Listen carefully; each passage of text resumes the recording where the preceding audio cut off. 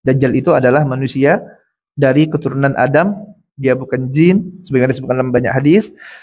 Kemudian juga bukan sekedar simbol, tapi Dajjal ada, manusia. Yang dia nanti akan keluar menjelang hari kiamat, kiamat kubra. Dajjal merupakan ujian yang paling besar, puncak fitnah yang akan menimpa umat manusia. Rasul sallallahu alaihi wasallam menyebutkan Dajjal ini dengan Al-Masih Ad-Dajjal. Disebutkan bahwasanya Dajjal ini adalah seorang laki-laki yang pendek, berkaki bengkok, rambutnya keriting, kemudian buta sebelah matanya. Yang mana Nabi sallallahu alaihi wasallam dalam hadis riwayat Abu Daud menyebutkan, fa in ulbisa alaikum fa'lamu anna rabbakum laisa bi'awar. Jika kalian merasa bingung ciri-ciri Dajjal, bingung tentang Dajjal ini, maka ketahuilah bahwasanya Rabb kalian, Tuhan kalian laisa bi'awar. Tuhan kalian itu tidak picek matanya. Tuhan kalian itu tidak buta. Dajjal ini buta sebelah matanya. Kalau bingung tadi, banyak ciri-cirinya disebutkan. Ya, kaki bengkok, rambut keriting gitu ya. Laki-laki yang pendek, dia laki-laki Dajjal ini. Banyak. Kemudian matanya picek, nanti ada tulisan kafaro ya di jidatnya, kafir. Kalau kalian bingung kata Nabi, kalian bingung dengan ciri-cirinya tadi, maka fa'lamu, ketahuilah anna rabbakum laisa bi'awar. Ketahuilah bahwasanya Rabb kalian Allah itu tidak picek, tidak buta sebelah matanya. Kalau ada orang buta sebelah matanya ngaku Tuhan, itu Dajjal itu. Karena apa? Tuhan kalian tidak buta, jemaah rahmat Allah subhanahu wa ta'ala. Rabb kita tidak buta. Ya, ini yang dijelaskan oleh Nabi sallallahu alaihi wasallam dalam hadis riwayat Abu Daud. Dajjal ini nantinya dia akan mengaku sebagai Tuhan. Kemudian dia akan hidup di bumi selama 40 hari. Sebagaimana dalam hadis riwayat Muslim. Hari pertama bagikan setahun, kemudian selanjutnya bagikan sebulan, ketiganya bagikan sepekan, dan sisanya seperti hari-hari biasa. Dan Dajjal diberikan kemampuan oleh Allah Tabaraka wa Ta'ala, dijadikan fitnah oleh Allah Tabaraka wa Ta'ala untuk menipu manusia. Memiliki keajaiban-keajaiban.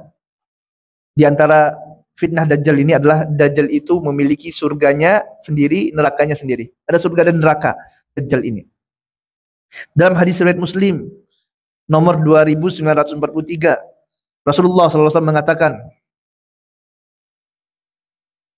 sungguh aku mengetahui apa yang ada bersama Dajjal. Ma'ahu nahrani yajriyani. Sungguhnya bersama Dajjal itu ada dua sungai yang mengalir. Salah satunya secara zahir tampak berupa air putih. Dan yang lainnya secara zahir, secara kasat mata tampak berupa api yang bergejolak. Dajjalnya dua sungai. Sungai satu adalah sungai air yang putih, yang nampak menyejukkan. Satunya, sungainya adalah berupa api yang bergejolak. Kemudian Nabi SAW mengabarkan, fa imma adrakanna ahadun falyati nahral ladzi yarahu naran. Apabila salah seorang di antara kalian mendapatinya, ketemu dengan Dajjal ini, dan Dajjal tadi membawa sungai ini, maka hendaklah kalian datangi sungai yang tampak seperti api. Ini kabar dari Nabi SAW. Secara zahir, secara akal manusia, api membinasakan. Api akan menjadikan orang tersakiti, binasa kena api, terbakar. Secara akal manusia, logika manusia. Tapi ini adalah agama jamaah Allah Subhanahu wa Ta'ala. Makanya agama Islam ini bukan dengan akal-akalan saja.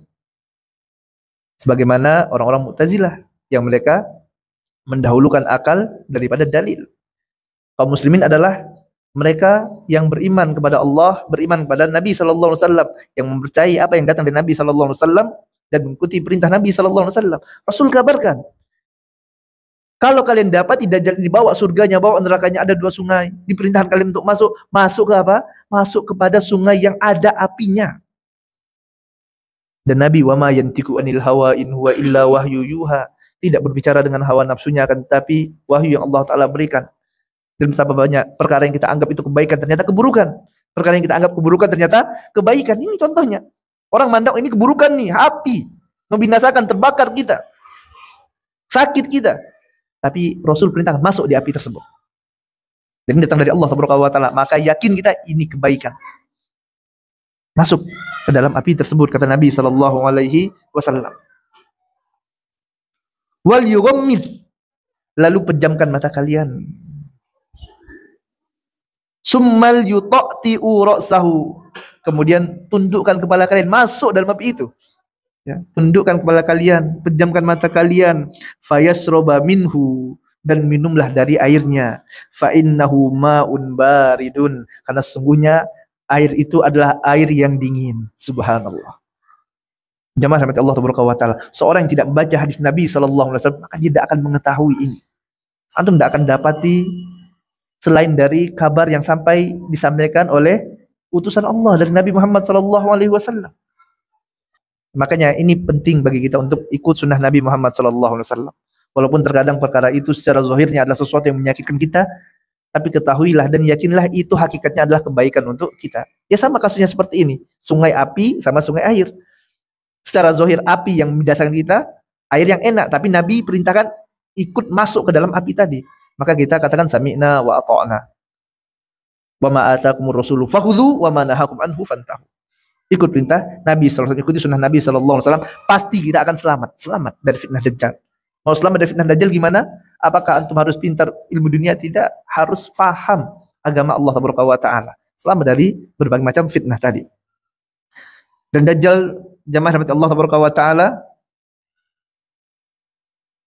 tadi disebutkan seorang yang buta sebelah matanya, di atasnya terdapat daging yang tebal, dan tertulis di antara kedua matanya tadi tulisan kafir, yang tulisan ini dapat dibaca oleh setiap orang mukmin, baik yang bisa membaca ataupun yang tidak. Di antara fitnah dajjal juga, dia akan berkata kepada manusia, bagaimana pendapatmu apabila aku dapat membangkitkan ayah dan ibumu yang telah meninggal dunia? Nanti ini fitnah dajjal. Selain tadi dajjal memiliki surga dan nerakanya sendiri, ada juga fitnah dajjal, yaitu dia bisa membangkitkan dalam tanda kutip, ya, membangkitkan, menghidupkan kembali dalam tanda kutip orang yang telah mati. Nanti dajjal datang memfitnah seseorang. Dajjal katakan, percaya enggak aku ini Tuhan? Kata dajjal. Enggak, kata orang itu. Ya. Lalu bagaimana pendapatmu kalau aku bisa menghidupkan ayah dan ibumu yang telah meninggal? Wih, subhanallah, ya, luar biasa. Ini udah luar biasa sekali gitu kan ya. Dajjal berkata kepada manusia, bagaimana pendapatmu jika aku dapat membangkitkan ayah dan ibumu yang telah mati? Ayah dan ibu seorang yang sangat dicintai oleh manusia. Siapa yang tidak cinta ayah dan ibunya yang telah meninggal dunia, udah kangen benar sama kedua orang tuanya. Dajjal menjanjikan bisa menghidupkan kembali. Kemudian Dajjal katakan, apakah kamu akan bersaksi bahwasanya aku adalah Tuhanmu? Maka manusia tersebut pun, manusia yang jahil ini mengatakan, na'am, aku akan bersaksi. Kalau kamu bisa hidupkan bapak dan ibuku, aku akan bersaksi kamu Tuhan. Dia kata orang ini. Kemudian datanglah syaitan yang menjelma di hadapannya. Jadi yang dihidupkan itu bukan orang telah mati tadi, karena orang sudah mati tidak mungkin bisa dihidupkan kembali. Jadi mereka berada di alam barzah, suatu tempat yang kokoh, tidak bisa bangkit lagi. Tapi Dajjal mengakali, datang syaitan yang menyamar jadi kedua orang tuanya tadi. Kemudian muncullah syaitan tadi, menjelma di hadapan orang ini dalam bentuk dan rupa ayah dan ibunya. Kemudian keduanya mengatakan, syaitan tadi yang menyerupai ayah dan ibu orang ini mengatakan, ya bunai, ittabi'hu fa innahu rabbuka. Wahai bunai, wahai anakku yang aku cintai, ittabi'hu, ikuti orang ini, ikuti Dajjal tadi. Karena sungguh dia adalah Robmu, ya Allah. Orang yang jahil, yang bodoh. Yang merintahkan siapa? Orang tuanya. Dan betapa banyak manusia pada hari ini yang mereka mengerjakan kesyirikan. Kenapa? Karena ikut amalan nenek moyang. Karena orang tuanya ngerjakan ini, kakeknya ngerjakan ini, nenek moyang melakukan ini, dia ikut. Ini orang tuanya datang yang udah lama meninggal, muncul di hadapannya. Kemudian memintanya untuk apa? Ikuti orang ini yang telah menghidupkan dia tadi. Karena ini adalah Tuhanmu. Ini bagaimana tidak terfitnah orang-orang yang jahil tersebut. Orang-orang yang bodoh tersebut. Dan ketahuilah jamaah rahmati Allah Taala, semua tempat nanti kata Nabi SAW akan dimasuki oleh Dajjal ini. Semua tempat. Kecuali dua tanah suci, yaitu Mekah dan Madinah. Dalam hadis Muslim disebutkan, tidak ada suatu negeri pun yang tidak akan dimasuki oleh Dajjal kecuali Makkah dan Madinah. Karena tidak ada satupun pintu untuk masuk ke dalam dua tempat yang mulia ini, melainkan di sana ada malaikat Allah yang berbaris menjaganya.